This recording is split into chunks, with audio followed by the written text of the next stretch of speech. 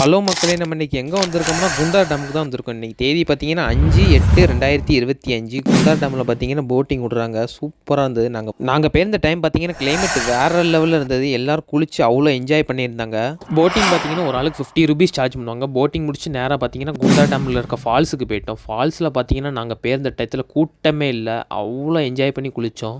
யாரெல்லாம் குற்றாலத்துக்கு plan போடுறீங்களோ Saturday Sunday மட்டும் பிளான் போட்டுறாங்க, அதுக்கடுத்து வருத்தப்படுவீங்க.